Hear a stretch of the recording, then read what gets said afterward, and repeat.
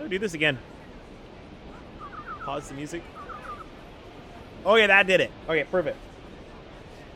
And let's click this button here. Hi. Hi, everybody. How are you all doing? Welcome to the tavern. Come, have a seat, grab a drink, coffee.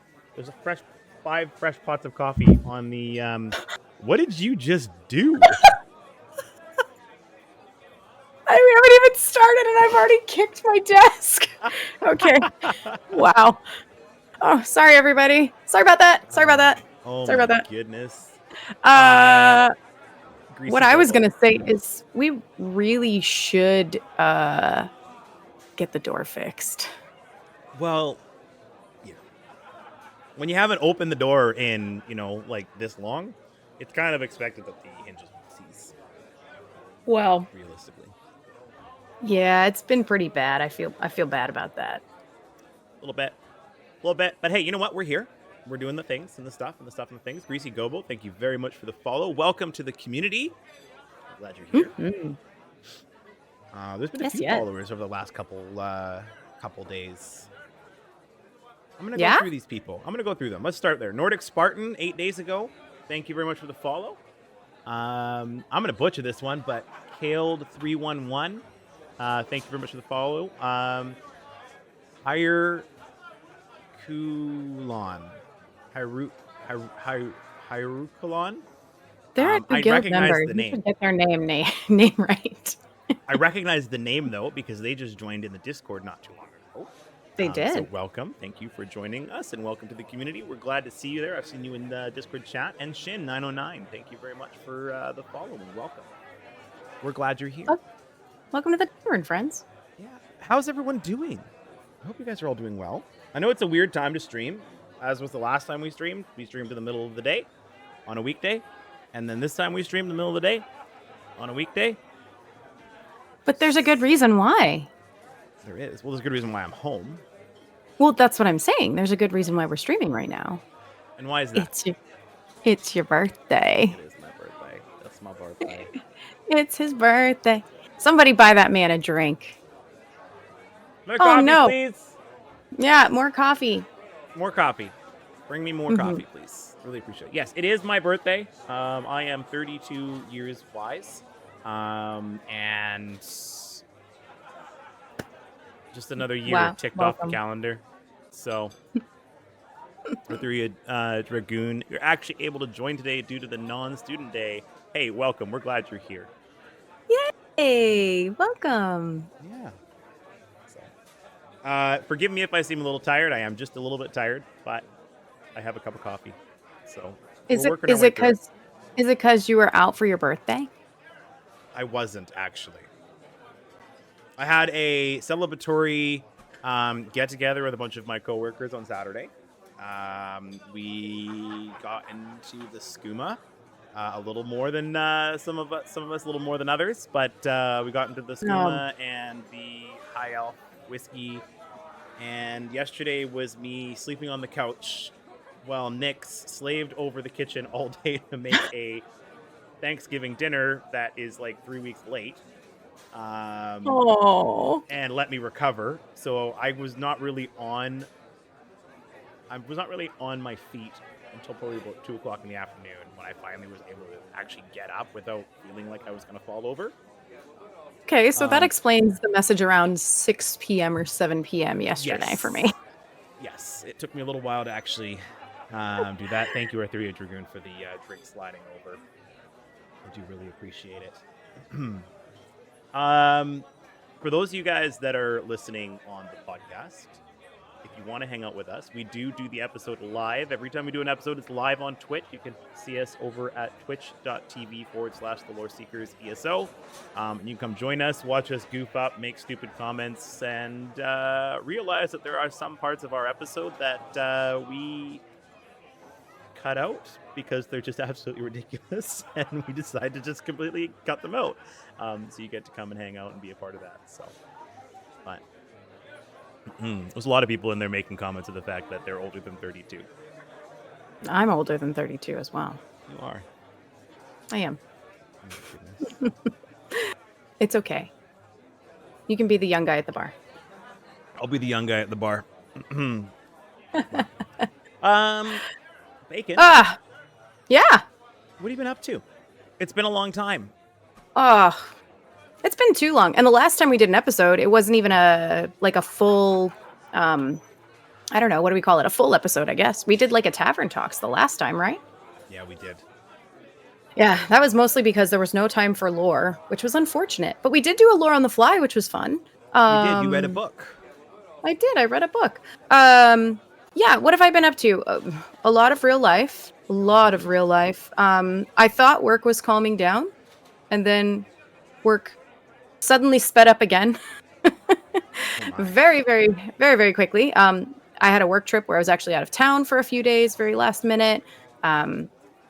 I had a few extra trainings pop up, just things here and there. So it's been very, very busy on the work side of things. And then my child, is in school and all of that. So there's always trying to juggle the schedule of kid and life and home and guild management and, all of those things and family time and whatnot. So podcasts, lore, all of the things. So yeah, in terms of real life, it's been very busy. So that's why we haven't been here. Because there have been times when you and I haven't even been close to being on the same schedule. Nope.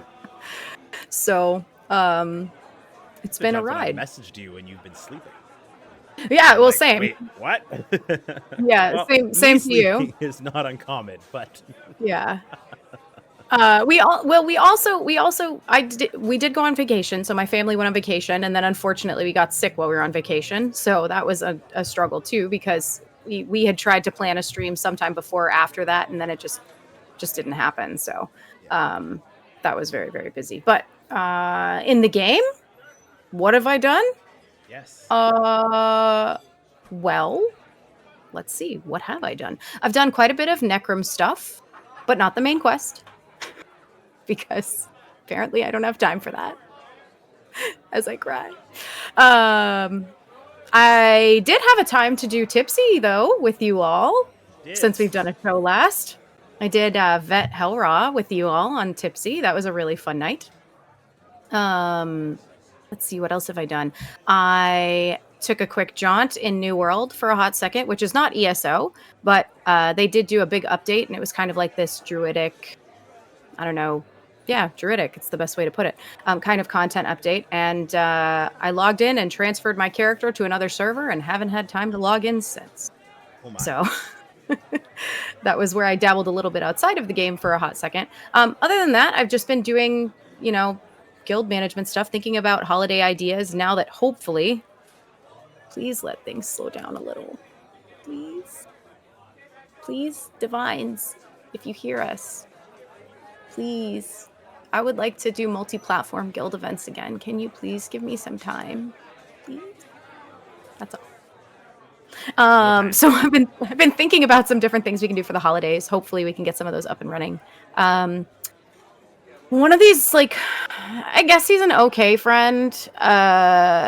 He gave me a Stream Deck Mini. What a cool thing to give somebody. Yeah, it is a really cool thing to give somebody, especially when they're learning how to stream and doing things like that. So, and have limited space on their desk. So, I mean, he was pretty awesome that he did it, but I don't want to make his head too big because, I just don't want him to get too full of himself, especially his head's pretty big birthday. As it is. Especially if it's his birthday. So yeah, you gifted me a Stream Deck Mini. It's been really fun playing with that, getting used to doing that too. So it's been a fun time kind of messing around with that. I'm excited to use it more. Let's see, what else have I done? There is something coming up. I'm trying to decide if I should I punch this in here now or should I wait till the end of the show? Does it happen to do with something that's coming up in a couple weeks? In 1 week. In 1 week? Less than a week. Less than a week. Caddy says punch it. And you know when Caddy says punch it. You have to do something, you have to do it. I have to do it if Caddy says it. Okay, I have been hard at work. Some of the reason you all haven't seen me in the Discord as much as well is because I have been hard at work working on my first character for a TTRPG with Jibs and Cash and Sunny for Extra Life. So they are doing over on their Lore Forged channel. There are founders, of course, of the Loreseekers, but they are doing a TTRPG extra live stream on Saturday, November 4th. It's going to be from noon to 8 p.m. That is a long stream on the 4th on their channel, Lore Forged HQ. I will post that in the Discord for everybody to after the show or as it gets closer. But yeah, we're doing that, and I'm really excited. I'm doing a rogue character. I have never D&D'd before, but it's going to be kind of more of the role play side of things with the D&D flavor thrown in. So it'll be really, really fun to get to do that with those guys. I'm really excited. If you know Master Conniff as well, who is in Loreseekers, he will also be on the stream. So it'll be Conniff, myself, Jibs Cash, and Sunny with Jibs DMing. Wow. So yeah, it's gonna be a yes. We're all going to die. You are all going to die a very brutal and painful end. Yeah, that sounds like it's gonna be freaking super sad. I'm gonna try to tune into that. I'm really excited about it. So we're rated. They are. Let me try that again. Wow, they are fundraising for a hospital, whichever the one is that's closest to where Intrepid Studios is, because that's who we're setting it in Vera, which is the Ashes of Creation world. So they are fundraising for the hospital that is closest to Intrepid Studios, which I think is kind of cool. Yeah. And then hopefully I'll have a stream for myself at some point, either late November or early December, to actually push the rest of my extra life stuff. So, yeah. Yeah, there's a few goals you have to hit for that. Well, yeah. Have to be settled. Well, I don't think I'm going to make that bet, but maybe everybody will prove me wrong. I don't know. There we go. Do you want to remind the people what it is? What was the bet? Not even a little bit. What was it? There was something about Peanut had to make a PS account. If No, you already have a PS account. Don't lie to the people. I've seen it. We're friends on it. I have to grind a character all the way up to CP, and I have what did we set, like a year to do it?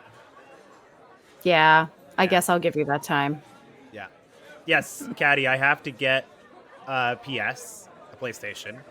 But it's only I have a connection with somebody who will loan me it, so loan me a PlayStation so that I can do it. And then I have to basically create an ESO character. I have to join the Loreseekers Guild over there, and basically just grind up a entire tune, and probably be doing it live on stream too at the same time, just to add more fun. I'm gonna be streaming it because that's gonna be a thing. Yeah, we would make that happen. Yeah, so there you go. Yeah. Other than that, super excited to see Update 40 today, because it came out today, like an hour ago. Literally an hour ago. Yeah. You know what else is happening right now too? I just realized. What? The Apple announcement is happening right now. Ugh. You and my fruit. Gonna open it up is over here on another it is window. falls. It is fall. What have you been up to? Oh my goodness. What have I been up to? I have been working a metric poop ton amount. Paving season's pretty much done for me. So for those of you guys that don't know, I work in the public works sector, so I do pretty much everything. So that's almost done. Now it's time to start getting ready for the winter season. So there's going to be some skiing and some snow plowing. Not at the same time, hopefully, but you never know. I've also been about 7 seas deep into roleplay for the last month and a half. I have been very kind of off in the distance with Atlas, and that's starting to wind down now. What are you doing to our notes? Nothing. It just auto grammar correcting our notes while we're live. Are you correcting my grammar? Oh man. It was so just we have word. The shared notes up on another window right beside us, and all of a sudden I just see this little green cursor come up, and she starts correcting and adding apostrophes into the words because I didn't do them right. And I can see this all right here. I'm like, what is going on? Apparently I forgot to add an apostrophe between T and S Oh, for that. oh no. What? What Did you happened? just delete everything? Oh, I got really scared. I did for a second, but I didn't. No, it's all still there. I can see it. Oh boy, that was almost dangerous. Maybe we shouldn't touch notes while we're live in case, you Okay. actually break something. Fair? Don't touch. No touching. Hands up in the air where we can see them. Yeah, so I'm going to be starting to shift my gears back from, or should I say shift my sails back to ESO and sail my lovely little ship over to Necrom and maybe dock it there and go hang out in my house in Necrom and stare at it. Why don't you decorate it or something? I could probably decorate it too. I probably should do that as well. I haven't done much though on ESO in the last little while, other than basically log in, buy crowns, buy crown crates, and collect my daily logouts. There's that. So I have like a metric poop ton of crown crates sitting in my inventory that I need to open. Maybe we'll open some today. So what you're saying is when we stream the update 40 stuff after the show, you're going to be the best player you've ever been. I'm going to be so good. You are not going to die. I have been playing.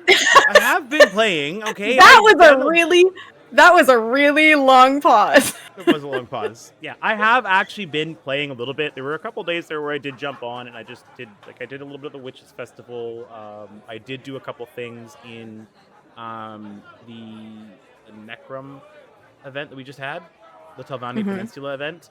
I did a few things on that. You did claim the house and everything, right? I think so. I think I did. I'm pretty sure I did. And if I didn't, well... I almost called you your real name just now on stream. Did you really? I was like, and then I didn't. Peanut. I didn't. It's Peanut. Yes. Oh, gosh. People would have known. It's not like anybody doesn't know what my real name is, but regardless. There's probably a few. There's probably a few people there too. Yeah, no, that's basically been it. So we're switching over, and like you said, we're going to be doing update 40 after this. So we're going to do basically what we're going to do is we're going to do a podcast episode, and then we're going to take a little break because I need a bit of food. The food is probably just going to be cheese and birthday cake. Are you Shea Gorath? Jeez. I'm going to refill my coffee as well. And then we're going to do a couple hours of the unending archive. What's it called again? Oh my god. I know it's hey, I'm only one cup of coffee in, okay? It's not Atlas. I said unending archives. Endless. Endless. Same thing. Unending. Unending. It's like the knockoff version. It's the the unending archive. It's the generic brand. That's when you and I are in there. We run the generic brand. I'm just saying right now, that's the Costco. It's the Costco version. Unending archive. It's the Kirkland brand. That's so messed up. Welcome to We're not sponsored by Costco or Kirkland, everyone. But if they do want to sponsor the show, we would absolutely love it. I could use some Kirkland brandage across my top of my stream. This stream is brought to you in part by Kirkland. Your no-name brand choices for all things. Do you all see what I have to put up with? The Wish version, says Caddy. Stop! Does that make us the generic? That makes us the generic Jibs and Cash, which is also we're the no-name brand. We're the no-name brand Jibs and Cash.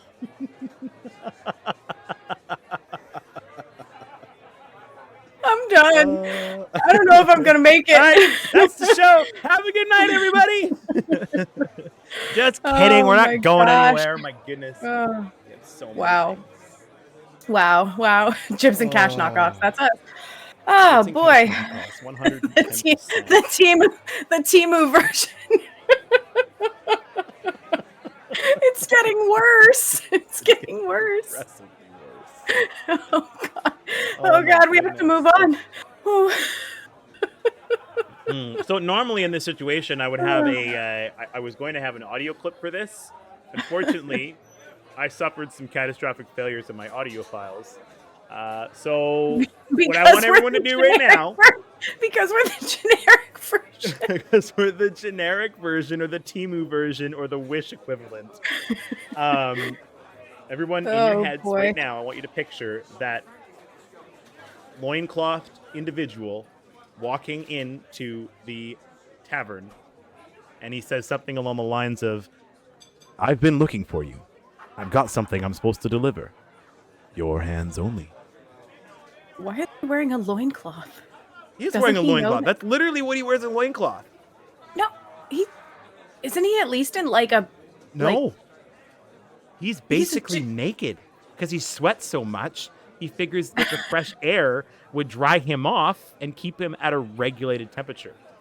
Doesn't he know no shoes, no shirt, no service? Do we have a sign out for that? I don't know, do we? The door's stuck all the time. Probably not. It probably fell off. No, we don't have a sign for that. I really don't want to send that guy to the Al-Kir Desert and then have him come back because he'd probably smell horrendous. And he'd look like a lobster if he's just wearing look like a lobster. Oh, dear God. He does only wear a loincloth around his nether region and his butt. No, he absolutely is wearing rags. He's wearing like the rags that you start out in game. He doesn't wear a shirt. He doesn't wear a shirt. Are you talking the Courier? I'm looking this up right now. No, I'm looking this up right now. We're doing this. Oh my goodness. Just because he wore heels. Skyrim? The Skyrim Courier. Maybe it was in my version. Maybe it was in my version of the game. He was always naked. Do you have the naked mods on again, dude?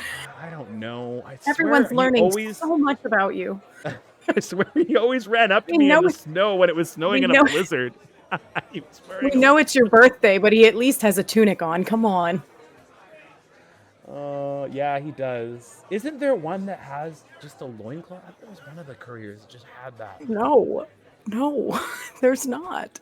Here he is, right here. Oh my goodness. Yes. He has no clothes on. We gotta do. How am I gonna do this? He has clothes on. This is completely family friendly. Don't worry. Oh.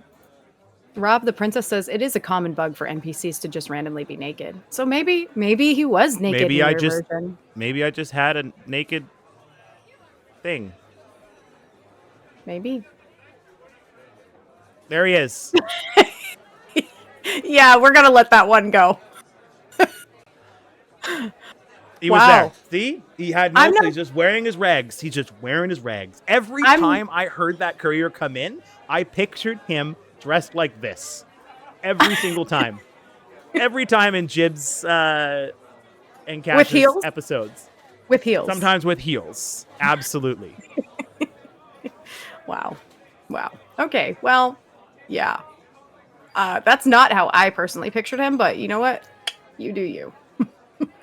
I'm sorry. It's just every time I heard the courier walk in, I just pictured him walking in like this. And I'm pretty sure that even Jibs a couple times asked, "Where are your pants?"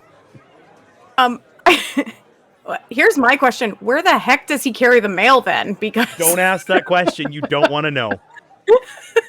And why is the mail letters always damp? You ever realize they're damp?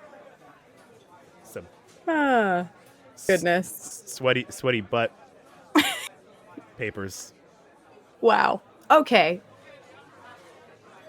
Anyways, moving right along from this one here. Hey, we actually do have more to talk about other than just a courier. How can you tell it's been a while since they cast it together? Well, they spent the first 30 minutes talking about the courier's pants. We really did. We really have actually spent about 30 minutes talking about the courier's pants. Oh, man.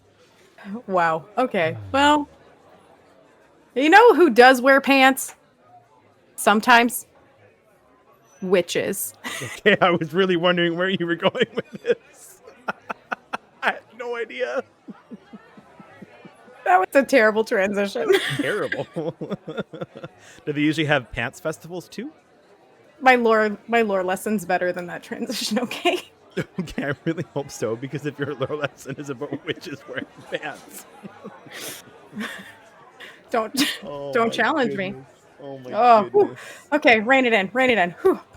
Bringing it all All right, in. here we go. You good? Okay. I'm good. Are you good? I'm good. Ready for this? Let's go. All right. Happening right now.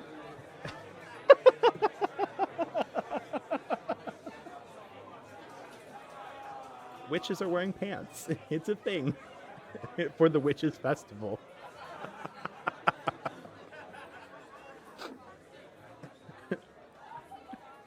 Done. To mute.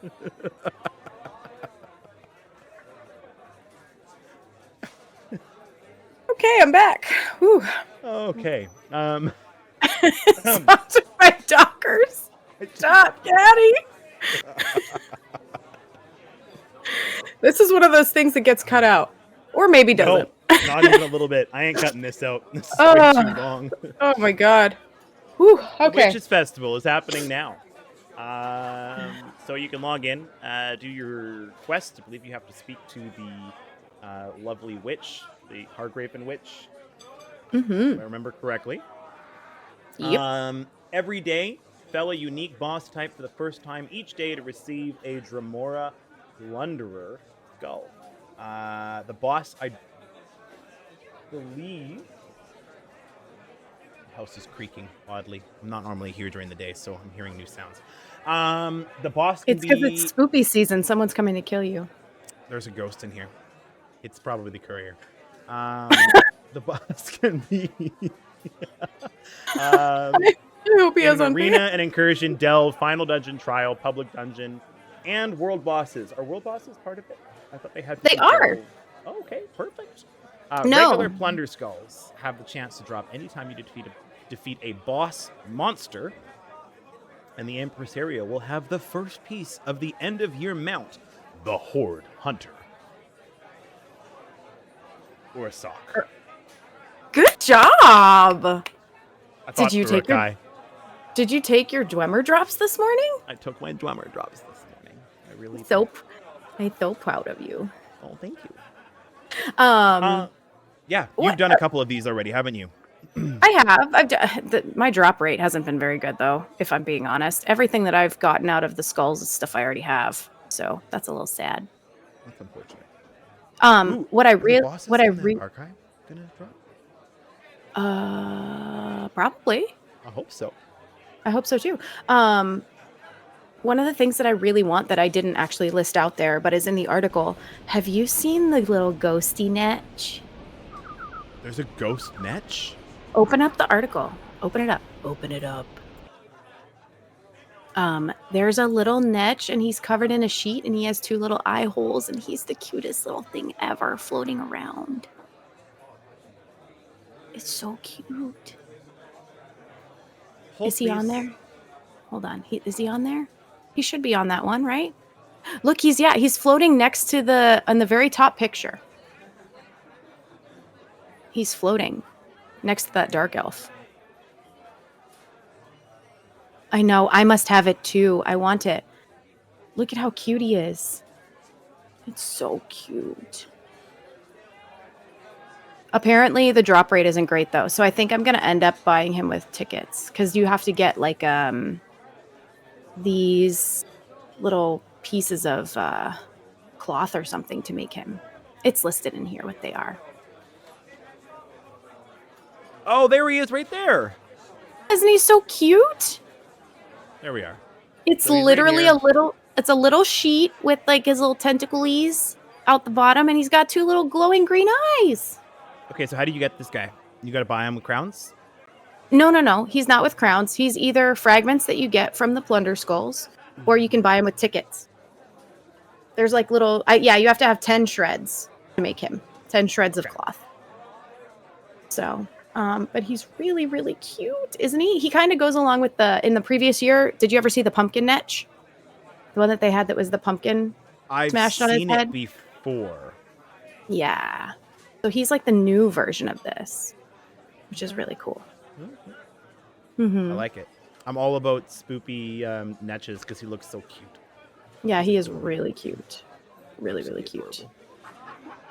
There's, of course, the other rewards, too, that go through everything. Like, if you do the regular Plunder Skulls, you get alchemy stuff and festival stuff, provisioning, furnishings, treasures, stuff that you can sell. Hollowjack styles, if you don't have them by now, we probably have a zillion of them at some point in the bank. So if you're in the guild and you don't got it, please talk to one of the officers or just take it out of the bank if it's there.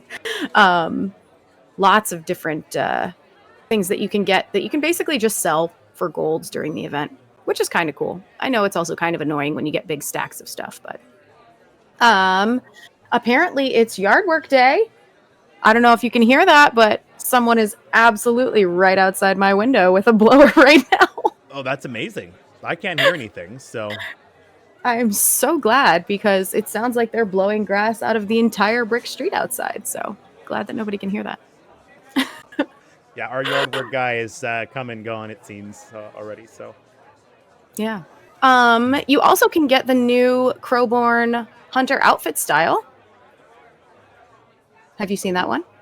No, Yeah, that's what rolling. the girl is wearing next to the netch. Ooh, So I kind of it's like that, actually. I do It's a too. nice- I'm not normally one for pointy shoulders. Like, I don't like pointy shoulder pieces usually on my Stabby bit? character. 'Cause Yeah. they poke your eyes. That's exactly why. Yes, my shoulder pieces poke my eyes. Mm-hmm. Makes sense. Makes perfect sense. But yeah, it looks pretty cool. I'm really digging that. But again, I haven't gotten a lot of time to try and do that. Oh yeah, and Arthuria Dragoon brings up in chat, there's also the Eating Book Memento. Have you seen that one? I was just looking at that now. So there's a new tome of Forbidden Appetites Memento Rune Box. Yep. A Witch's Festival Ghost Netch Pet Fragment, which we talked about. And then the style page for the Crowborn Hunter outfit style, which is tradable. I guess that's a key note. I thought all of the style pages were tradable, but maybe they're not all tradable. No. So if you purchase it from the Impresario, it's bound. But That if makes you sense. get it out of a Plunder Skull, it's tradable. Yeah. Yeah. Yeah. And then there is, if you, sorry, I'm also, so Witches Festival valuables, instead of regular Dremora Plunder Skulls, you get a small chance to get 10 Witch Tamed Bear Dog Fragments, the full style book for the Dremora motif, the folio of all the Glenmoral treasure maps, Runebox Tome of Forbidden Appetites, this is the same again, and a random Crowborn Hunter outfit style, and these are tradable pieces as well. So you get a small chance of getting that in the Dremora Plunder Skull. Nice. I guess some of those things are not tradable, and sometimes they are tradable. So. Yeah. The mount that we're getting, or that's the It's terrifying looking. yeah. I was just going to ask if you looked at it. Did you see it? I just looked at it now. He looks like a really scary bear. Really scary bear. Like Yeah, the it's like scariest of bears. like a wolf bear. I don't know. It's just scary looking. But yeah, how do you feel about that being a mount at the end of the year rather than like a house, as we've had sometimes at previous years or other things?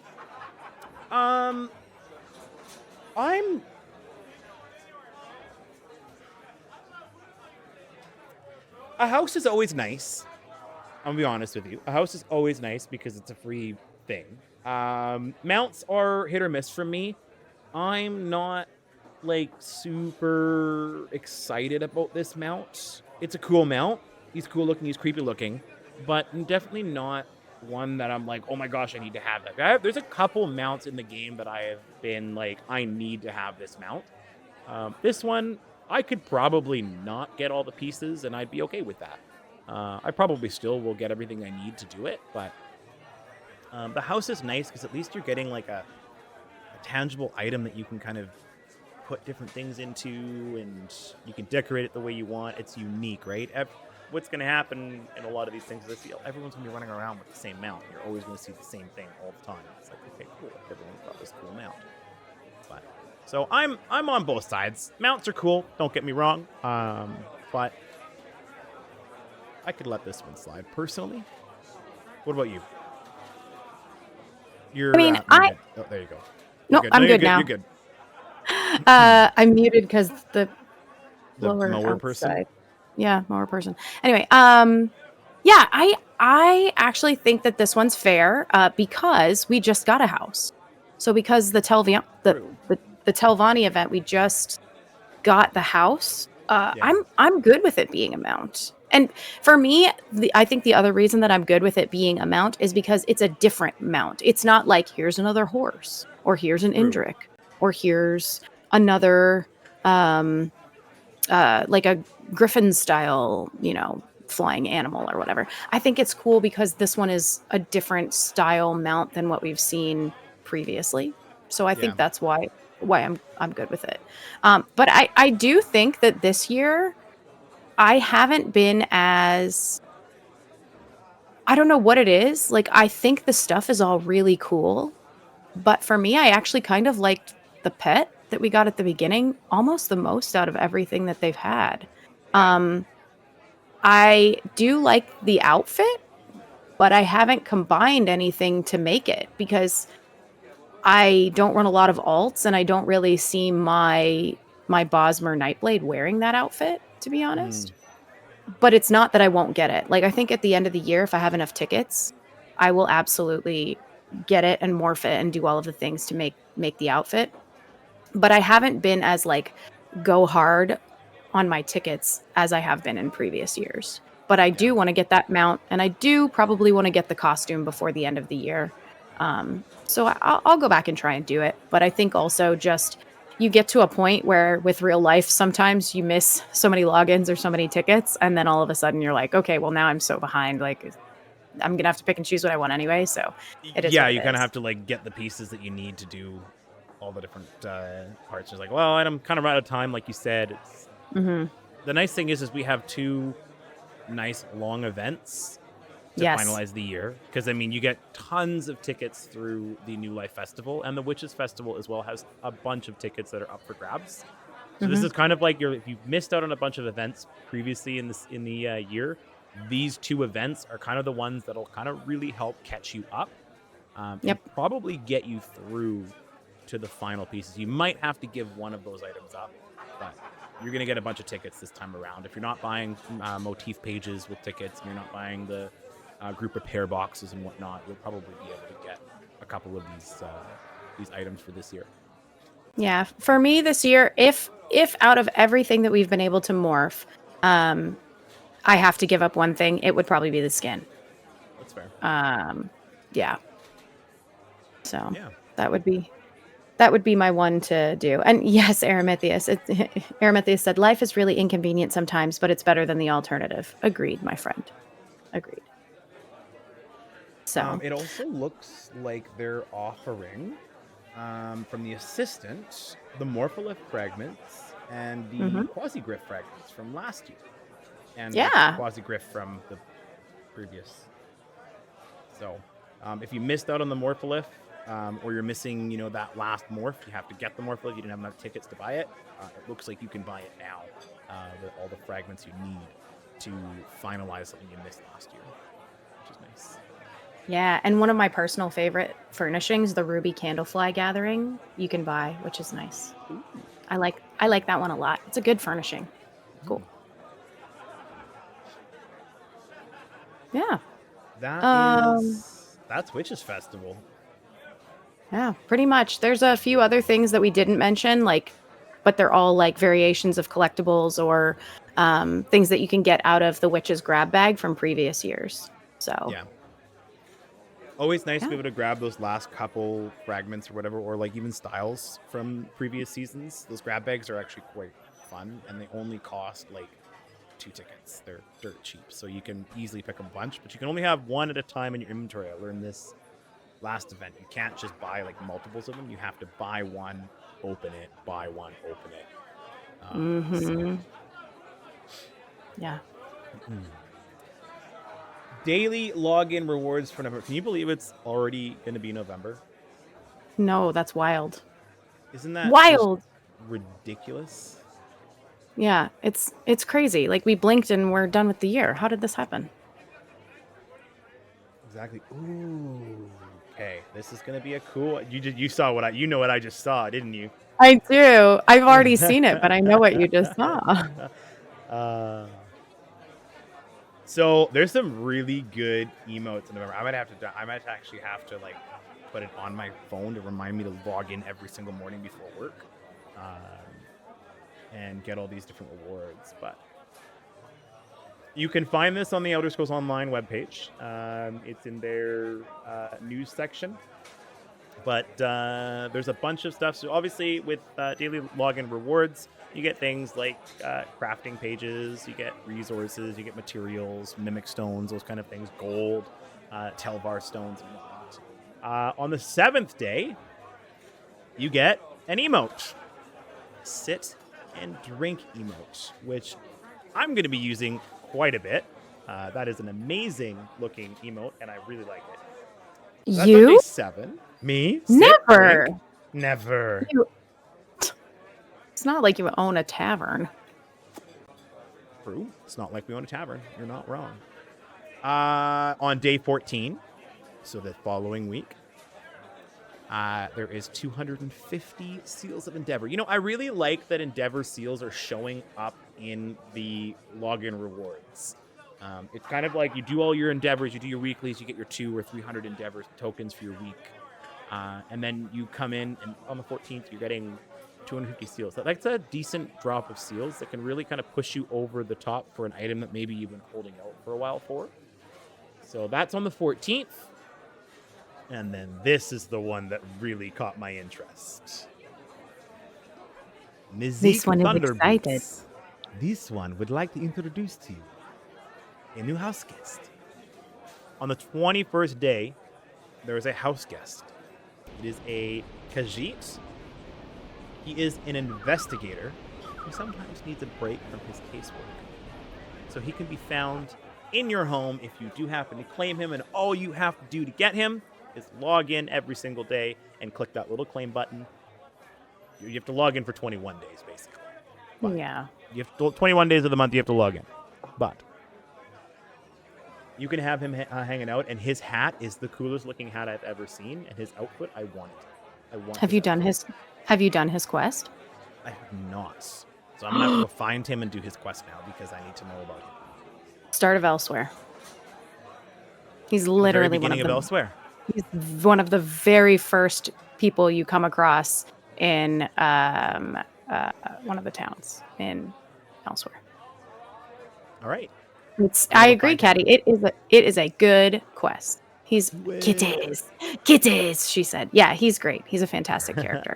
The kitties.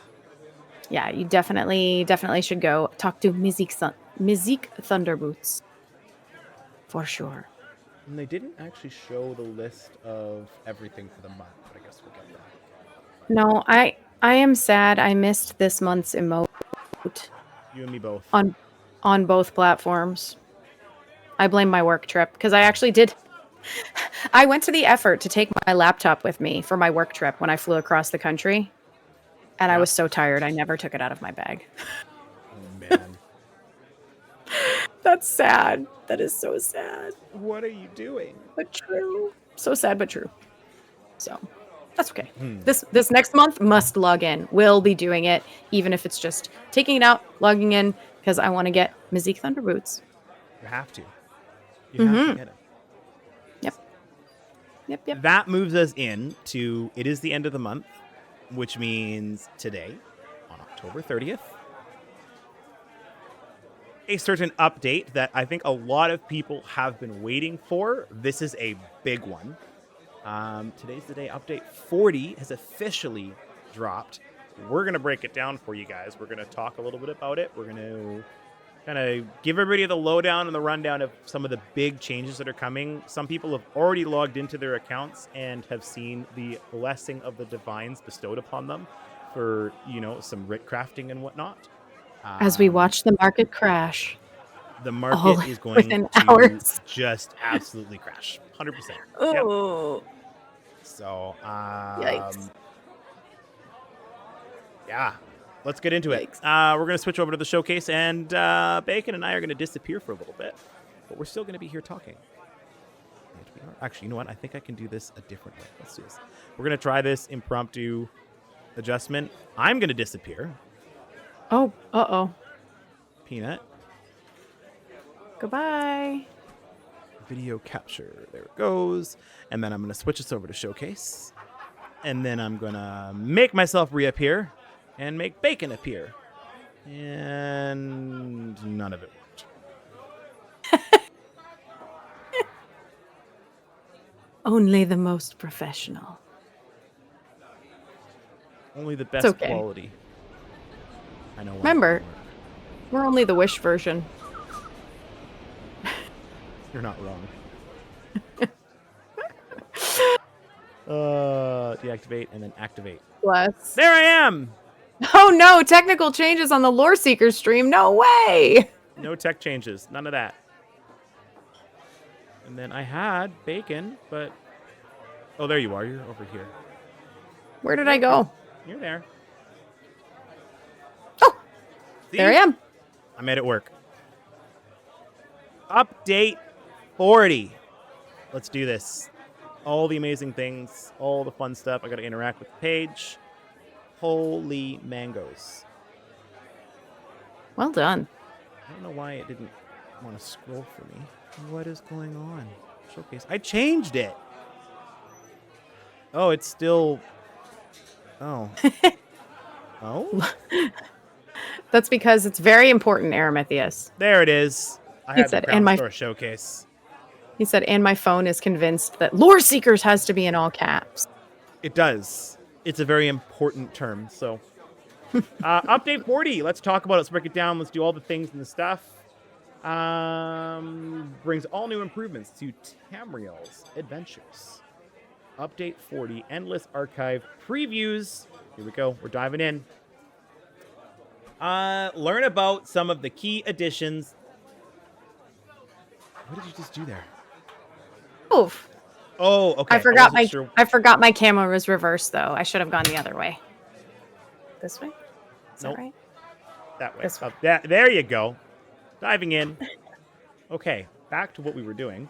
Learn about some of the key additions and changes arriving with the free Update 40 base game patch. Base game means that even if you're new to the game today and you don't have any of the expansions and all you have is base game ESO, you could still benefit from this patch. Update 40 base game patch arrives October 30th. That's today. So make sure you go and you log in and open your launcher to do your updates. If you It's your are birthday playing, present. it's a birthday present to me. On November 14th, Xbox and PlayStation consoles will get their dive into Update 40. So you just have to wait a couple more weeks. Don't worry, it's coming. We're gonna do all the testing and the bug fixing for you, and then you can reap the benefits of a wonderful update. Because that's how it works every time. New grouping tool. New group and activity finder. So, if you enjoy teaming up with your fellow adventurers, the new group finder allows you to create parties for almost any group activity in ESO.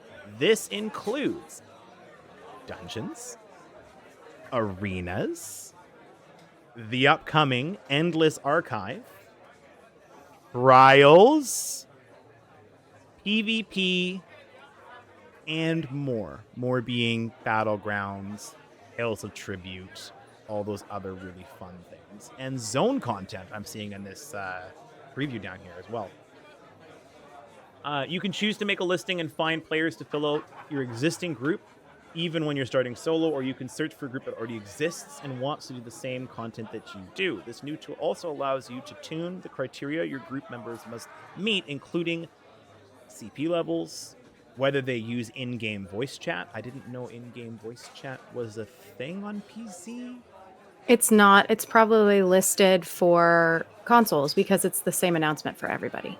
Okay. Yeah, I guess that would be a thing unless they've introduced voice comms for PC. That'd be very strange. I feel like that would be a much bigger announcement than this. Agreed. Because Their a lot of play people would style, be confused. I agree. They would be like, wait, hang on, we can do voice comms? What? How the player's playstyle is a desired group of role composition. So I guess if you want to do 1 tank and 3 DPS, you can actually roll a 1 tank 3 DPS group finding for a dungeon. So which means no more of this fake tank, fake healer stuff. You can group find for what you want. Because there are a lot of people out there that are just like, I don't need a healer, or I don't need a I don't need a tank.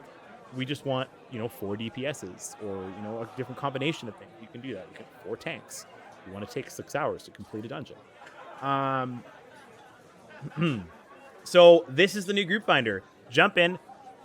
Hopefully there's no major big bugs, but I would say take the group finder, play with it, figure it out, try different group finding options, but there might be a couple small little hiccups that'll come up. It's new.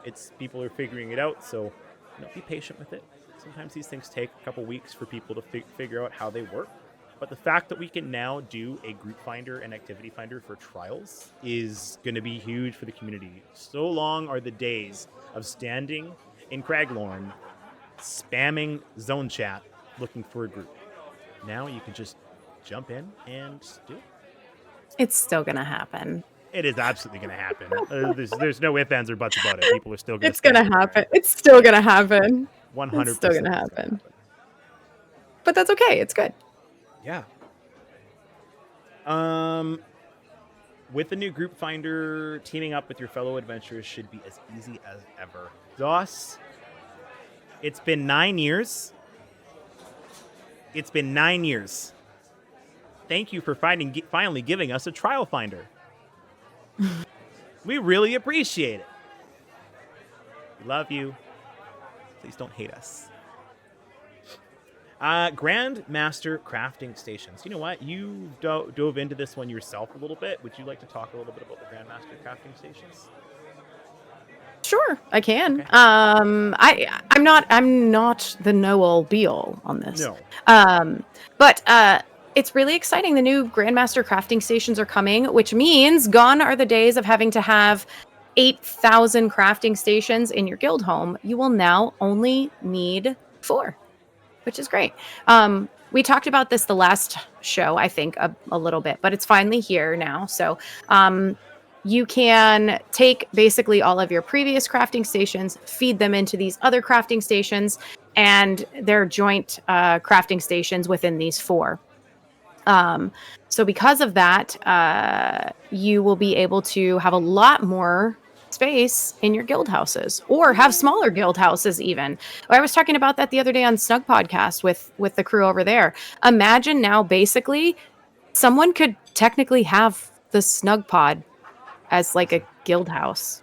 Right. Like, it wouldn't make sense because there's not enough space for people, right? You can't have as large of a group in there. And you obviously can't use it for parsing or things like that. But if somebody wanted to personally take one of the smaller or the medium-sized homes and turn it into a small guild house for a smaller guild that doesn't have a lot of people, that's feasible now, which means that guilds don't have to spend a ton of money on these large, huge homes, or have somebody, grind away on all of these writs and stuff, which I am very thankful that we have amazing people in the Loreseekers Guild that have done, all of that. For all of us. But imagine now the quality of life change for not only guilds, but also for just even those solo players who are Grandmaster crafters, but for example, want to put their crafting stations in a snug pod or near whatever their main alliance's town is, so that when they go to drop off their writs, all they have to do is literally step out the door and they're right there.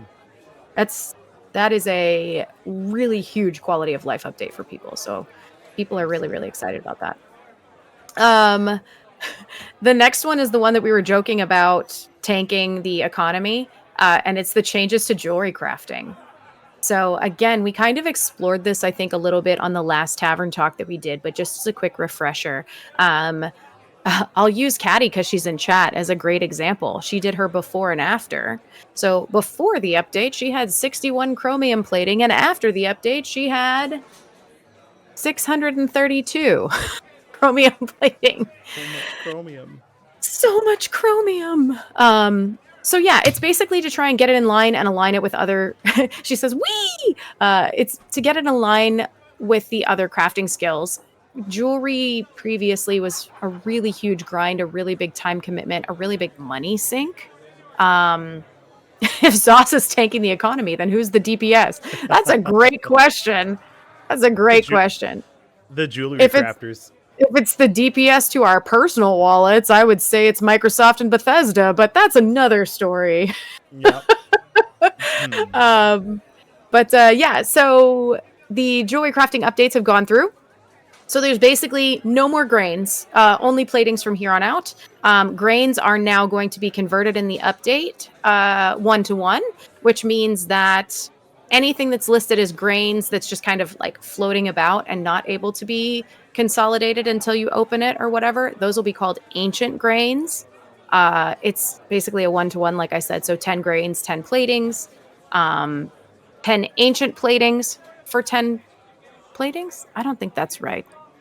Anyway, point is, as soon as you loot the ancient versions of whatever these grains or platings are, you get the new ones and it will combine and it'll do all the maths for you so you don't have to figure it out. And then it will make it so that you have whatever the new amounts are for yourself. And now, apparently, it will also mean that in order to improve your gear or your jewelry, it's going to be 8 platings just like previous, or just like the other stations are when you're improving items. So big changes to jewelry crafting. Big changes. That's huge. Like, Mm-hmm.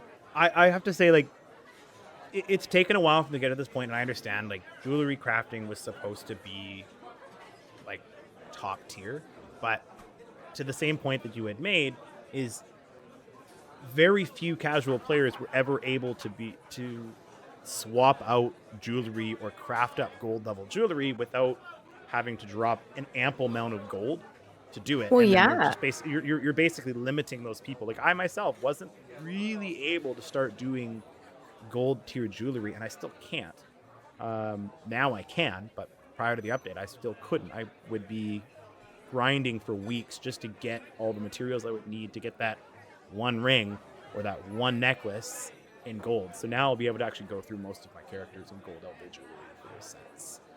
And the interesting thing to me about the jewelry crafting is when that came into the game, I think the thought process was really like jewelry crafting is going to be an end game thing. Like it's meant for players that are trying to maximize DPS or maximize healing or maximize tanking, because when the game first started, right, there were certain weapons and stuff that didn't count as one hand or two hand. So your set bonuses were very different because jewelry was not really a thing, right? You had to find it in the game or whatever. So once you were able to actually craft it, that really changed what end game and what builds and what bars and all sorts of things looked like for people. So I think it's just one of those things where at the time it seemed like a way to give some end game content a little bit more meaning. But also it got to a point where it was like, okay, now everybody has Somerset for the most part, or it's included with new chapters, things like that. So why have we not adjusted this? Like, why? It was kind of like Why does forgotten it? about it. Why? Almost seems. Yeah, I don't even think it was forgotten about. I think it was just at that point you're so free to do with what you want with builds, and like, some people don't even run all the same jewelry. They don't run all the same traits. The other thing too is a lot of times people say really golding out your jewelry only makes a couple percentage difference points when it comes overall for your DPS in the end, or your healing or whatever in the end. So like it was also, is it really worth it to gold the jewelry because it's so expensive? Like, do I really need the extra 3%? No, not for the price it is. So there was a lot of conversation around that I think stemmed it, if you will. But it's great that it's finally here. So Been a long time coming, that's for sure. For sure. Yeah. yeah, obviously, other than that, we talked about, well, I guess we could actually talk about the Endless Archive. We kind of touched base on it in a previous episode, but it's officially here. So the Endless Archive is another big feature that's getting dropped in. I'm surprised it's not actually listed in here. I think it's because they did a separate article on it that followed up. I believe they did a follow-up article talking to one of the developers about it at a point too. I didn't include it in our stuff because of that. But also, there's a new article that just dropped this morning. That one that you just opened with a video. It has a video. Yeah. I haven't read that at all or seen it at all. Want to watch the video on stream live? Watch the video on stream. Let's do it. Pull it up. Play it right there. I'm on mute.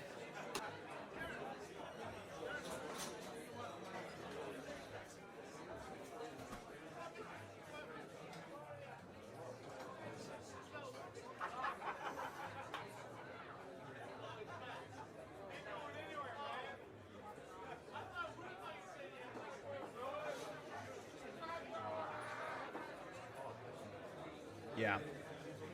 1 second. Hold the phone. Hold the phone. Hold on. Where is... I'm gonna watch this. Camps. That was our goal, Wisty. We tricked you. We wanted you to say, we were like, let's play this video of the Endless Archive for you. And instead we're like, just kidding. Now you're going to want to come to the tavern. Okay, let's go here. I gotta open up my YouTube channel because it's got all of my secret stuff. As we say, sorry. Right? That's how you say it, Peanut? Sorry. Got to make sure the E's in there between the R and the Y. Sorry. All right, let's do this.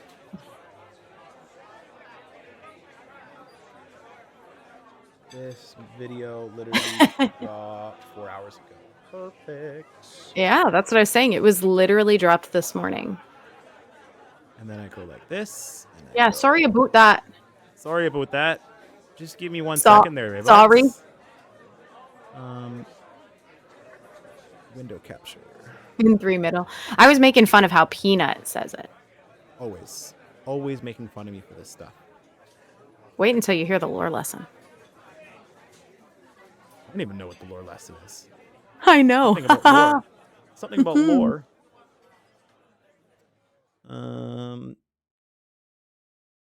Are we going to try again? Yeah. Give me 2 seconds. Sorry. 1 second. Audio output.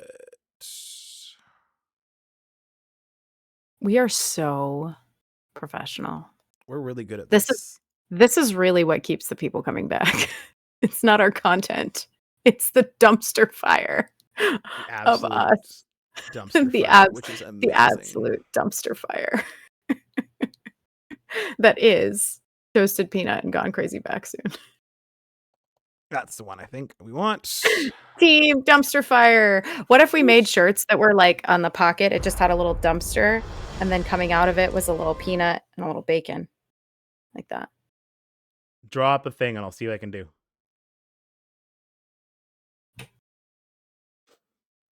All right. Here we go. You're killing yourself laughing over there quietly behind your microphone. Okay, we ready for this? Let's do it.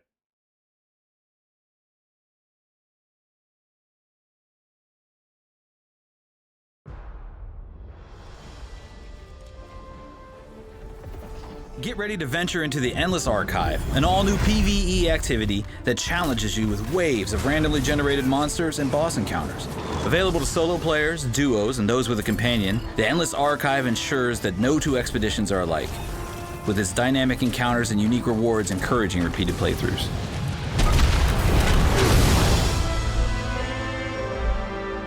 Found in Apocrypha, the Endless Archive is a sacred library that's been corrupted by a powerful Daedra, and now the Archive's custodian needs your help.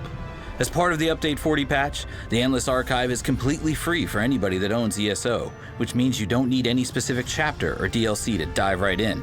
Simply teleport to the Archive via the world map, or head to Apocrypha if you're a Necrom chapter owner. When you enter the Endless Archive, you must contend with randomly generated waves of enemies and stages. After you've completed 2 stages, you can then take on a boss to complete a cycle. Complete 5 cycles to confront the final boss. Defeat her, and you've completed a single arc. Congratulations, but you're just getting started. Keep clearing arcs to climb the leaderboards and increase your rewards. But if you fall to the Archive's dangers too many times, your run is over. Each cycle and arc you complete increases the difficulty, ensuring that the deeper you go, the more perilous it becomes. Not only do the monsters become deadlier and more numerous, but you may discover brand new dangers to overcome.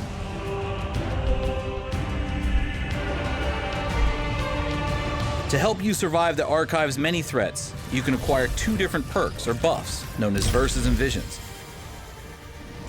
Verses appear at the end of each stage and provide a short-term buff for the next stage only. Visions appear when you beat the boss at the end of a cycle and provide a buff that lasts for your entire run. Visions can even be stacked as you complete cycles. Some buffs offer defensive or offensive bonuses, while others provide unique utilities. Regardless of their differences though, Verses and Visions have a major impact on your run, so choose wisely. As you delve deeper into the ever-changing arenas of the Endless Archive, you can discover new rewards not found anywhere else in the Elder Scrolls Online. This includes special collectibles such as a mount, a pet, cosmetics, and more. But most notably, the Endless Archive is the only place you can acquire all new class set items, either via loot drops or from local vendors. Class sets focus on buffing specific class skill lines. With 7 unique sets available at launch, these items synergize with the abilities of some of the game's individual class skill lines. In addition to the items and collectibles, the Endless Archive also introduces a new currency, Archival Fortunes.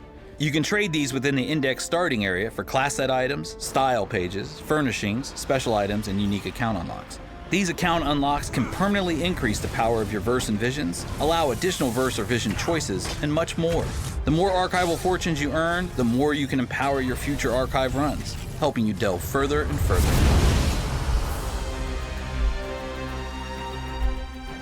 Venture into a myriad of randomized arenas, either solo or with an ally.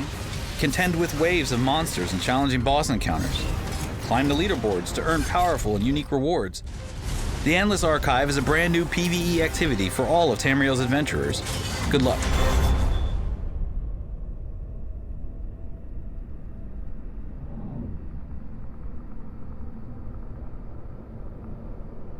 I'm scared.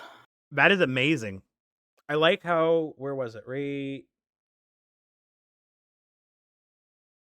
archival fortunes. Mm-hmm. Yep. And the Unique verses and account visions. unlocks. Like, so basically they're gonna give you class set items, style pages, furnishings, special items, and then they were saying unique account unlocks, which increase your verses and what was the other one? Sorry, I forgot the other one. But anyways, those things, they make them stronger, which is gonna be Yes. freaking awesome. So Yeah, I'm excited. I'm excited to give this a go later, and I'm also absolutely terrified because I think literally we're going to walk in the door and die. I love it. Let's do it. Let's walk in the door and just die. I think that's potentially going to happen. Sounds like a great idea.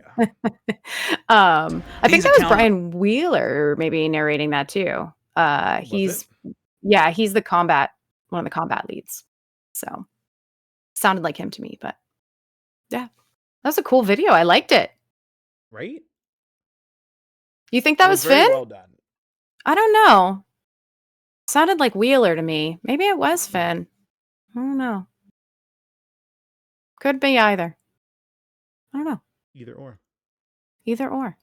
Either way, still really cool. Absolutely. Finn Wheeler, new dev. Well, listen, if Brand new you'd see dev. the two of them together, they are hysterical around each other, so wouldn't surprise me. Oh my goodness. Oh, wow. That's it. And it's here. It happened. It's here. We're going to be diving into this. So, yeah, like Bacon was saying, after the podcast portion of our episode, we're going to go in and basically we're just going to play Endless Archive and die and do all And of this die. kind of stuff. And die. And There's die. not much more to We're just going say. to die and things. And we're doing it right here on the Loreseekers Twitch page as well. We're not switching over. So it's going to be a lot of fun. I'm really excited to do it. But first, we have to do the important stuff. What's that? We got to talk some lore. Do we? Yeah, we do. Well, we need to. I mean, you need to talk the lore. You mean the lore that I finished 20 minutes before the show? I hope it's not one of those like last minute 20-minute spiels of writing. It's like, yeah, 20 minutes done. No. It was good. It was good. Yep. It was good. Do you remember? Okay, so I have to ask because it's been a few months, and if you don't remember what happened, this lore lesson will not be as fun. Do you remember what happened during the last one? Like what happened at the end of the last one? We had Rora and Sadre. Yeah, Rora and Sadre, and then didn't we also have another two You and me. friends? Me and you. Yeah, you and me. You and me. Bacon and Peanut. Mhm. And we were in a tavern in Necrum, Yep. and And that's all you remember. that's all I remember. I know, that's all I remember. We did something. We did something. Sadre made some snooty comments. Yes, because he A lot of does. snooty comments because that's what he does. More to come. And we were trying to figure out how to get into the portal room because we were in the portal room when we did our stream and past the Mhm. portals because we're looking for something. Yeah, we were looking for more information on Mora's Whispers, which we had talked to Aramithius about months ago. A long time ago. See, I pay attention. It's there. Okay. It's there. So Yeah. I believe we left off with Bacon and Peanut going through the portal in the. What's the name of the room? I'm sorry. That's What's the name okay. It was in the abandoned bindery. The bindery, yes. So in the Mhm. bindery, we found the portals because Sadre and Rora. Laura showed them where it was. Yep. And then Sadre was like, "Great, we did our job." And he was like, "Let's get out of here." And Rora had already gone through the portal. And he was like, "Ugh." You'll be the death of me, Rora. Yep, that's exactly what it was. Yeah, Yep. So- See, now you remember. I remember. You just I needed remember. a little reminder. And that's where we left off. So I don't think Sadre had just stepped through the portal, and that was it. That was the end of that. So this is where we pick up. We take off from here. This is where we Let's pick up. jump back into the lore room. Look at that. Ah! Missing. Oh no! Oh no. Hang on, I gotta go back to the showcase room and I gotta turn myself off over there. And then I gotta go into the lore room and then I gotta turn myself back on over here. There I am! You found me. And boop, there he is. All right, are you ready? I'm ready. Do you want me to, should we make the everyone, quiet down, quiet. Everyone quiet down, please. Just gonna tell a story. Just gonna tell a story. I'm gonna need a drink There after we this go. one. You probably need a drink after this one. Yeah. I'm gonna step away, but I can still hear you, so it's all yours. How dare you? I know.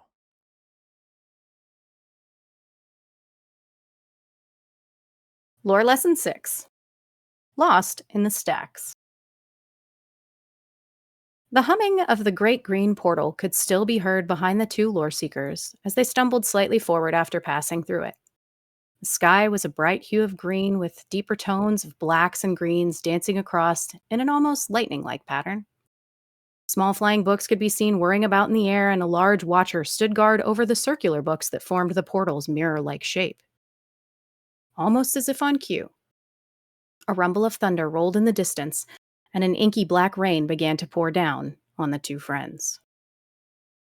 "Well, this is fun and not terrifying at all," Peanut mused as he sighed and looked across at what looked like an endless landscape of giant bones, strange plants, and flying pages. "Oh, come on, where's your sense of adventure, Toasty?" the small Bosmer said. Her tone was almost like she was even trying to convince herself that this was a good idea. Stretched before them was a road that split and went off into different directions of ink-black lakes and green-hued stacks of books. He held out his hand and caught some of the inky black rain in his palm. Shore's bones, I hope we can find our way to Cypher's Midden. I don't want to be completely soaked with, well, whatever this actually is. That Sadre fellow wasn't the most easygoing sort, was he? Yeah, he seemed rather inconvenienced at our notion of looking for Apocrypha, the Bosmer shrugged, as she adjusted her bow across her back. She reached down into her satchel and pulled out a small potion bottle filled with glowing, bright liquid. I see you came prepared to do some damage. You actually think we're going to need that? What was that he said? People seem to lose themselves amongst the stacks without a guide. What the hell do you think that means? I think it means that we are literally seekers of lore, and that there may be a great temptation ahead of us. All we can do is press onwards towards the midden and hope we run into someone who isn't a watcher or a full-blown seeker, she said. She checked both daggers to make sure they were glowing with a full charge still, before setting down the road. Peanut shrugged and took a few steps to catch up with her after pondering what she had just said. You know, there might be a reason why Jibbs and Cash didn't ever actually come back with anything from here. The two of them managed to acquire and study so many artifacts with the reliquary. I mean, you've seen their study, which I guess is technically now our study. Why wouldn't they want more as whispers? Good question. The two friends walked for quite some time, with only the sound of the inky black rain hitting the road in their shoulders. Every once in a while, whispers could be heard in the distance, but the two attempted to keep moving, keeping each other on the path of the unknown thread of fate. Eventually, they began to hear a voice in the distance. As they continued, the voice got loud enough that they could finally make out that it was a female Dremora, speaking aloud to herself. Something is not right. I constructed this place with exquisite care, gathered the proper tomes and accessories, yet the energies I hope to manifest here are absent. I do not want to start over. As the two approached, she stood up to address them. I'm Jolatari, and I have spent most of a mortal lifetime preparing this altar to manifest the hidden energies of Apocrypha. Look about if you like, but do not disturb any of my arrangements. She flashed her teeth before kneeling back down to work some more on the altar. Don't mind us, Peanut said. We aren't here for your altar or apocryphal energy. But, could you possibly tell us if this is the way to Cypher's Midden? The Dremora kept her back turned, and merely pointed a finger down the road, in the direction they had been traveling. Enjoy the writhing wastes. Apocryphas littered with skeletal remains of large beasts that are writhing no longer. A shudder ran up both of their spines as they turned back to continue towards the road. Rora shook her head as she stepped out of the portal. She looked around and slicked a damp piece of her braided hair back over her shoulder. It couldn't be that far ahead of her. Then again, she was assuming that the pair figured out the proper direction to the midden. Sadre, you're such an she began to whisper under her breath until she was abruptly cut off. Such a what was that, my dear? She sighed and turned around to face the Dunmer, who was also just emerging from the portal to Necrum. He looked particularly annoyed that he was now wet and in Hermaeus Mora's realm. Yet again. You know what I was gonna say, she smirked. Yes, and I'm sure it won't be the last time either. Let's go, then. They're just going to be slower than us, given they don't quite know where they're going. If you haven't somehow untied a thread of fate, so help me. She held up a finger to silence him. Both of them summoned mounts, and off they ran. The rain hitting the pair in the face wasn't the most enjoyable experience, but eventually they came upon the two Loreseekers, who looked a little worse for wear. Well, well, look who decided to make a stop in the Great Eyes realm after all, Peanut said, making eye contact with Sadre. It's not for the two of you. It's to keep her from doing something she can't undo, he said, side-eyeing Rora. She rolled her eyes and her tone began to vibrate gently, indicating approval of Sadre's presence, she supposed. All of them continued on the road on foot. The absence of conversation seemed surprising, considering how talkative all 4 of them seemed to be on a regular basis. After a few minutes, Cypher's Midden came into view. Large mountains of books surrounded the buildings, which seemed to be almost teetering on top of some of the stacks. There it is, Cypher's Midden, home to the ciphers of the Eye and a safe space for mortals who enter Hermaeus Mora's realm. The midden itself is built of wood and stone, and the ciphers there work on the raised platforms and huts that have become a safe haven for visitors and scholars alike, Sadre said. Oh, and one other thing to note. The stacks are ever-changing. Finding anything specific for yourselves is going to prove quite difficult without a magical aid or making quick friends with one of the ciphers. They trade in the currency of secrets, and I doubt that you have any that someone with their sort of knowledge would even care about. He seemed fairly proud about the last jab he'd thrown in at the end.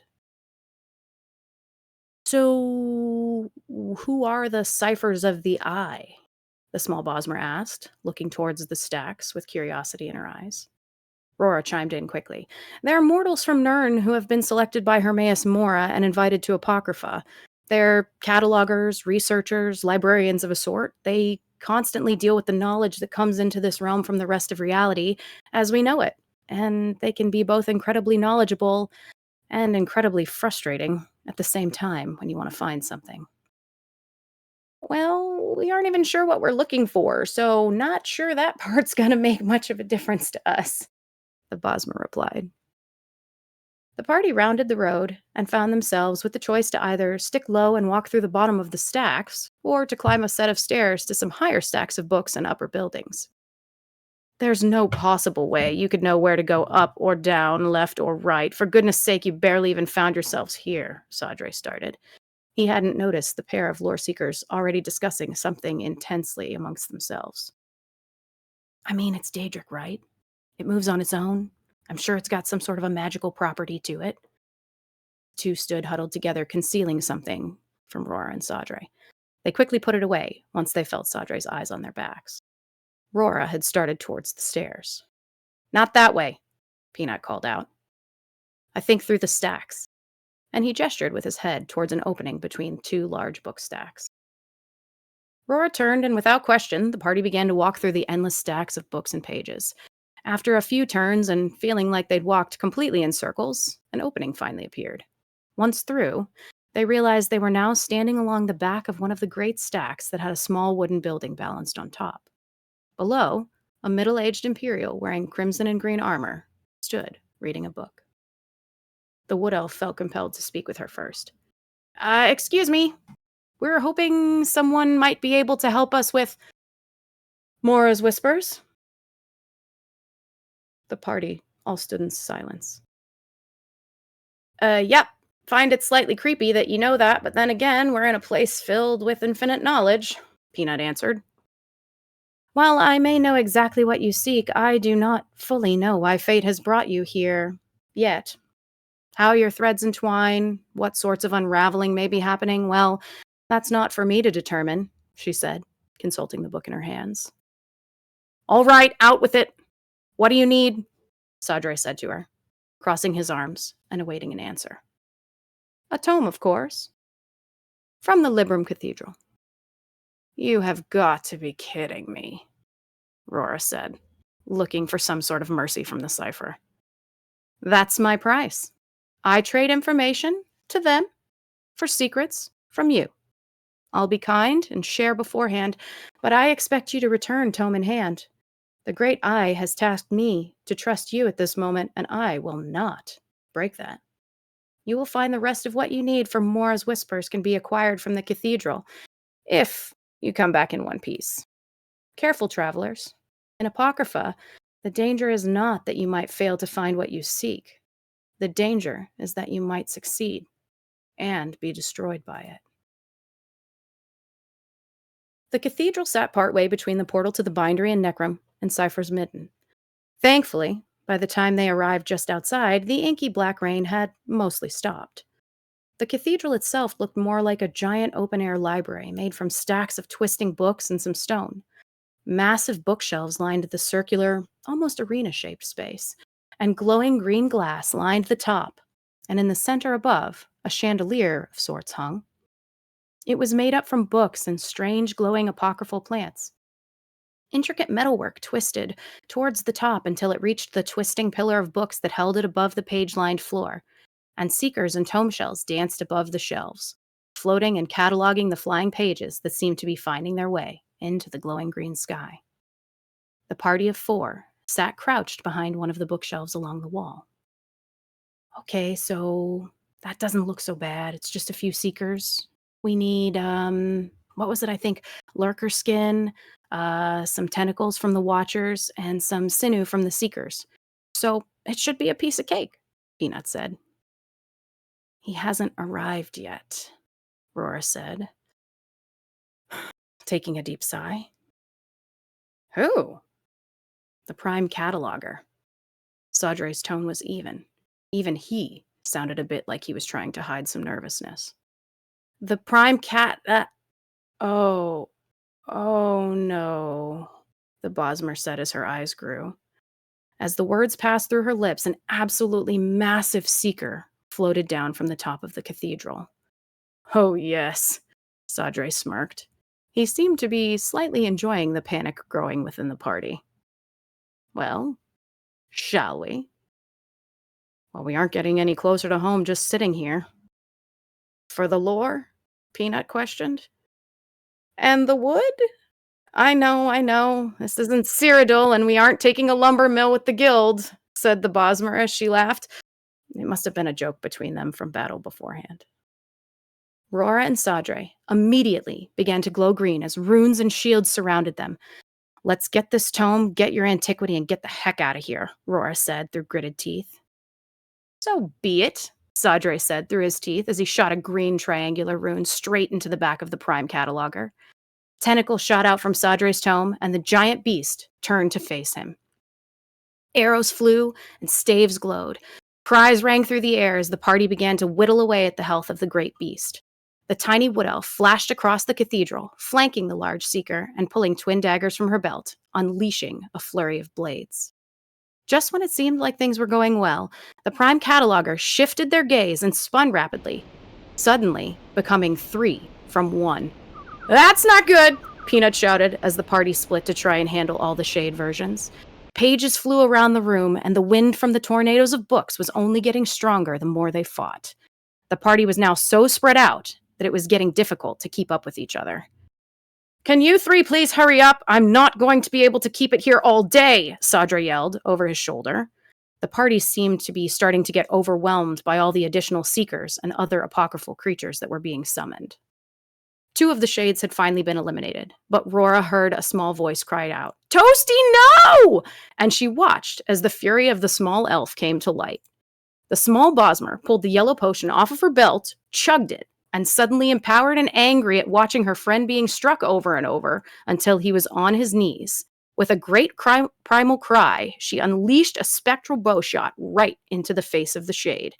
It exploded in a blast of pages and smoke. She then turned her fury towards the Prime Cataloger again.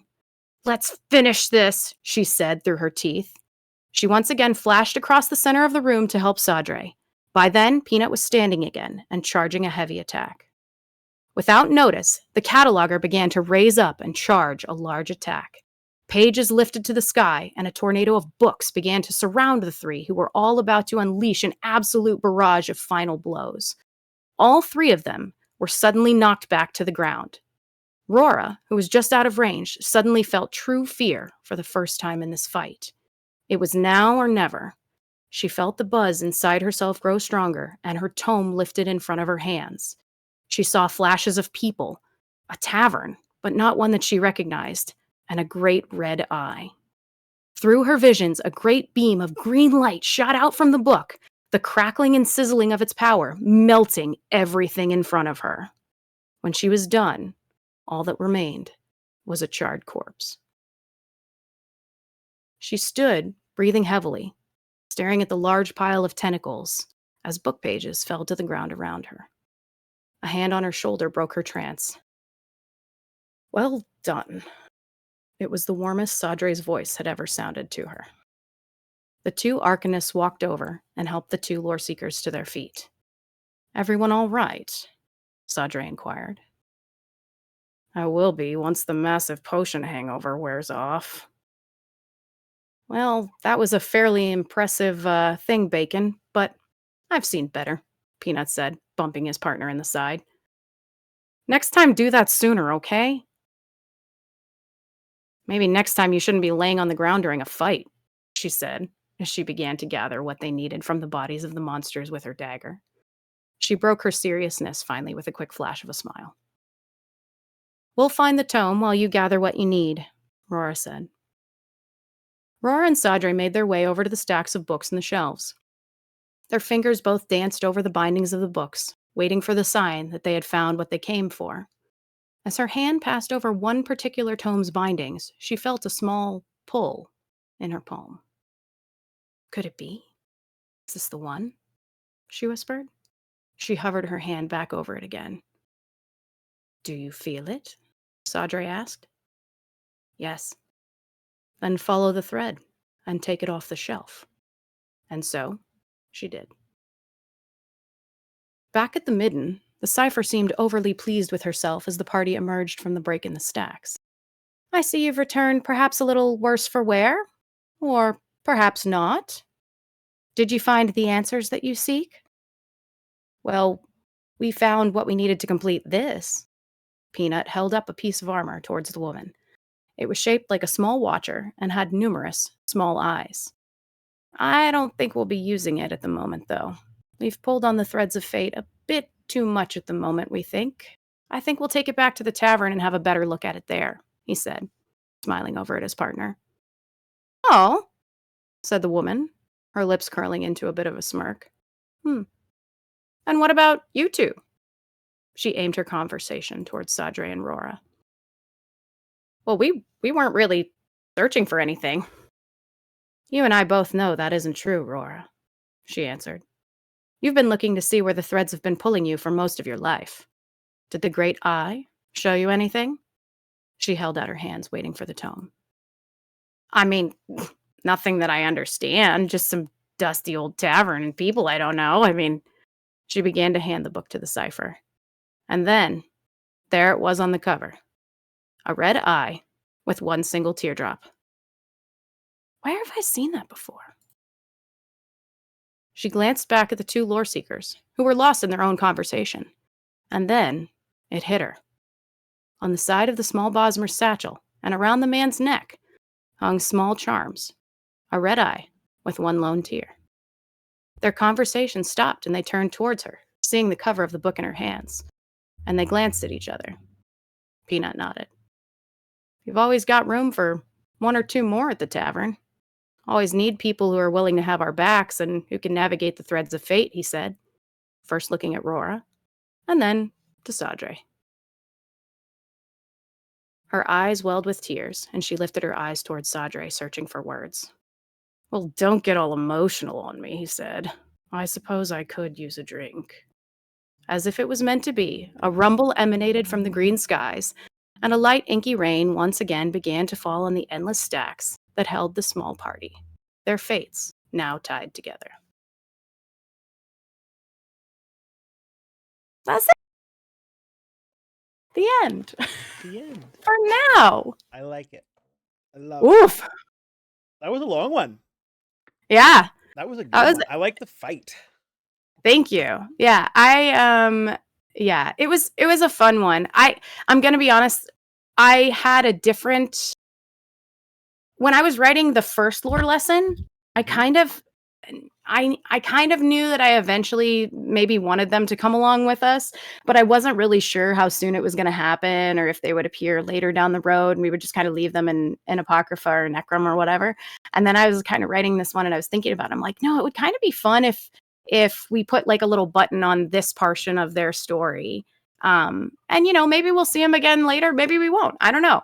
But it was kind of a fun way to get us back around, as we're coming. I know it's still a bit away, but we are going to be coming into a new year with new content and things like that. So it's kind of a fun way to take some of the Apocrypha stuff and like tie it up a little bit. That doesn't mean that we aren't going to use Mora's Whispers or we aren't going to go back to figure out things about that. I think the reliquary is just getting started. You and I have discussed that at length. So I wanted to kind of give these characters a little bit of a moment and then be able to shift on to hopefully some other stuff for the future. So I'm excited. That's cool. Edit it and add sound to it. I've already got a bunch of little plans in my head. So I actually already have a list of everything laid out for you. I just didn't send it to you earlier. So, it was fun. It was fun. I knew that at some point I wanted to try and challenge myself to write a bit of a fight. I didn't want it to be too long. I didn't have a lot of time, but I just wanted to get a little bit in there. And that's based on the world boss. So that's based on one of the world bosses in Apocrypha, at the seeker boss that's there. That boss is rough. I wish I could have done more, but I also was trying to remember like some mechanics while I was writing about 2 hours before we started. Yeah. So because of that, it probably wasn't as fleshed out as it could have been. But I definitely enjoyed writing it, and I enjoyed Sadre and Rora a lot because they're like the snootier, more mean to each other versions of our characters. Right. So it was fun to have that little bit of a parallel. I will tell you, it is really weird though, writing because we're the ones in the tavern and we call each other, peanut and bacon or crazy and toasty or, whatever. That's a little lore breaking. So when you're trying to write from another character's perspective and you're trying to have us dialogue with each other, it's very interesting to like put those names in or to hear those names in the lore lesson. So yeah, it's because those two names are so not like they aren't really what is in the lore. Like I don't think we've ever came across anything that's bacon or anything that's peanut, like aside from maybe food or whatnot. So it's like calling somebody that is like, this is not Tamrielic naming. Yeah, they're not like names, and they're not even really like names. You know what I'm saying? They're not. Yeah. So do we need to write ourselves actual lore-based names at some point? Technically, I mean, the character that I'm playing as myself does have a lore-based name. It's just that we've never used it because it's always supposed to be you and representative of you and me, so yeah. But that was a fun one to write. I really enjoyed it. I really can't wait for us to sit down and edit it together and for the people to hear the final version in post. The other thing too is I did not get to do it when we were on our big long break, but one of the things I want to go back and do is re-record our very first lore lesson. And then finally, since that was a little bit of closure, at this point, put together a big lore compilation of all of them together. So, yeah. So we'll hopefully eventually have that for you too. The lore compilation is going to be freaking awesome. I actually am really excited. I'm not going to lie. I've wanted to hear all of it smashed together for quite some time. Yep. Like there's going to be little breaks in it because like there's the Cyrodiil one from when we did, Mid-Year Mayhem and stuff. And I think everything should stay in the order that it was in. Like, I think we should leave it when we do the compilation in the order that everything aired. But it will be fun to kind of hear the stories and also to hear our growth from the terrible first episode where my was absolutely oh boy. Yeah. That's why I want to go back and re-record it because I feel like I can't release it as a compilation the original way because I thought that my headset was recording it and instead it was my actual laptop microphone. So it sounds absolutely horrendous. So it's been funny like going back into the first couple episodes too, like just listening to little parts of it because the quality, first off, the episode itself, like from day one to like our most recent episode that we've done has changed so much. Our format has changed. Our just kind of like how we like the first time we did it, it was kind of like we kind of like organized, but then kind of just threw everything on a plate and said, okay, let's go. Now you do up a really awesome show notes section for us to follow so we can kind of have some kind of structure. Our audio quality's gotten better. Our video quality's gotten better. We've added sound effects. We've got some really good balancing that's happened now too. So there's just been a lot of slow, steady growth. Not to mention, I don't know, from our very first lore story / lesson, I don't know if we had planned on doing little mini episodic stories, or if it was going to be a long one. I think after about 2 or 3 episodes, you had kind of thought that you're like, I kind of want to create a multi-episode story. So like the first couple episodes for the lore stories are going to be kind of somewhat one-off, Mhm. and then it's going to slowly grow into like a developed story that spans multiple episodes. So I'm really excited to kind of hear that switch between Yeah. the two. And that may be something that continues to happen. Like Yeah. a lot, for me personally, some of my best writing happens when I don't sit down and I plan it out and I just kind of let it just come, like as I'm writing, I just kind of, where is it going? What are the characters telling me? All of that stuff.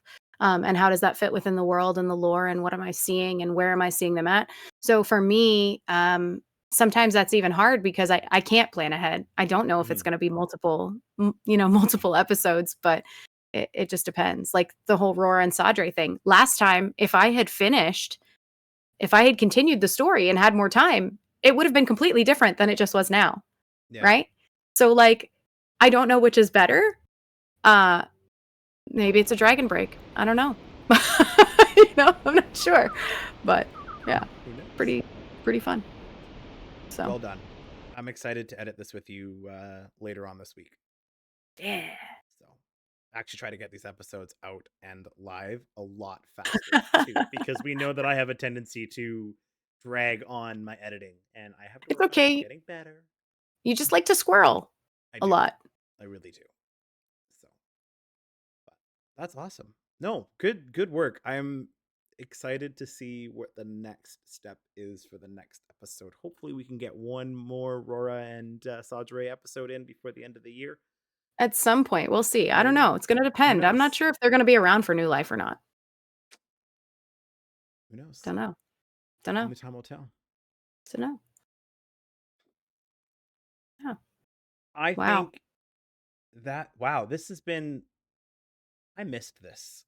Me too. I missed everybody in this. chat. Yeah. I missed you. I missed Aw. the tavern. I missed Our little tavern. loring. Loring. Is that a word? Loring. It is Loring. now. Okay, official. Loring. It's happened now. It's done. So, I think it's the time though that I have to play that song that we all love to hate and love to love at Yeah. the same time. One of my favorites, but also the one that makes me go for the loring. Lore should certainly be a verb. I agree. Okay, apparently it doesn't want to work on that side, so let's do it this Oh side. no. Oh no. Oh no. There it Oh is. no. Can they This hear it? has been episode 8? Question mark? We think it's episode 8. We're not 100% sure. Thank you for hanging out in the tavern with us. Thank you for celebrating my birthday with me. Yes, thank you for all the birthday wishes from everybody. You guys have been absolutely fantastic. Drinks all around. Drinks all around. Sorry if it's rot meth. Is it rot meth? Oh. No. It's the cheapest option. That's what nobody drinks. Right? You can find me, Toasted Peanut, everywhere on the socials and on Twitch at Toasted Peanut. Peanut spelt with a 3 instead of an E. Bacon, where can we find you? You can find me as Gone Crazy Back SN on Discord, in the Loreseekers Discord, and many other Elder Scrolls Discords, as well as in-game. You can also find me at Katie Stunt Show with Gone Crazy Back Soon in parentheses, so you know it's me, on X and on Threads and Instagram. And now on Blue Sky, because we have that too, by the way. We also have a Loreseekers Blue Sky. I tried to remember to to post over there earlier as well. And when I'm not here in the tavern with you, you can typically find me weekly on the Snug podcast with the PlayStation side of the Loreseekers Guild as well. Yeah. Fantastic. You can find the show at Loreseekers ESO on X and Blue Sky, like you'd mentioned. You can find it on twitch.tv/the Loreseekers ESO. And hey, if you want to send us an email, we would love to hear from you. Please do that. You can email us at loreseekercast@gmail.com. Send us an email. Tell us what's going on, what's new. We want to hear from you. And we're also on all the podcasting apps. So Apple, Spotify, all those fun things. Every 5-star review that we see come through on Apple Podcasts, we will read it live here on the show. So I don't think there has been any this week, but that's okay. Have there ever been any? I don't think there's ever been any. I wasn't gonna say that, but well, I am. I'm basically, calling no, us. there I'm hasn't. calling us out. you guys haven't need been to do- 5-starring our podcast. No. I wasn't calling them out. I was calling us out for not doing a better job and earning our 5 stars. This is a 5-star tavern, sir. We need to get it together. It's probably because people see that you stole the stuff that's hanging on the wall back there. No, that's lies. It's all false. No, I was in that tavern in Cyrodiil. I watched you do it. You saw me do it. You saw what you think you saw me do, but I didn't actually do what you think you saw me do. All right. Yeah, if you would like to leave us a review on any of the podcasting apps, the more reviews we get, the more stars we get, the more likes we get, the higher we move up on the list, which means that it's easier for people to find us. So please do that. It helps us out, helps us grow, introduce us to new community members. And if you would like to join us, you can head on over to loreseekers.club. You can follow the link to the Discord and join the Discord, fill out the application. The application's pretty easy. It's just a couple questions, and then we will approve your application. You can come hang out with us in the Discord, come play with us. We have a massive community full of people that do all sorts of different things across all of the platforms and all the mega servers. A couple of our platforms are communities, but they're still there for you to hang out in. Mm-hmm. Other than that, thank you everybody for being here again. We missed Thank you. We're gonna We try did not miss to you. be 2.5 months. I'm gonna try not to get obsessed with another game and have it take up all my time. It's okay. To your credit, a lot of people have been flying around space, so. It's true. That's true. There has been a few different games that have come out lately, so Yeah. fly around space and find Tamriel. We'll see you next Sure. time. Toodles. All right. Dilly. Freaking dilly. Wait! What? We didn't tell them that we're coming back. Yeah, I know. Well, I mean, In like, I did. 30 minutes? Like 27 I just minutes said- from now? Don't forget, we will be doing a stream shortly after this. We will be. So we're going to But- shut it down. I was going to say, the question is, do you want to leave it running with a BRB message, or do you want to take a quick break and come back? I need to What eat. would you? Okay, So, then we will take a break. and be come back back? live again in 27 minutes-ish. 3:30. Where, about 2:30 Eastern, 12:30 Pacific, 3:30. It's 3:30. 3:30 3:30. Eastern. Sorry. And we're gonna go take a big old dive into the Endless Archive. Hey, big old dive into the Endless Archive. Hey, you got the name right. I'm Good a job. poet and I didn't even know it. Maths. We will see you all there. We've never done it before, so we're going into this blind, which is awesome. I love blind dives because then you never know what you're getting into. But cool. Okay, bye.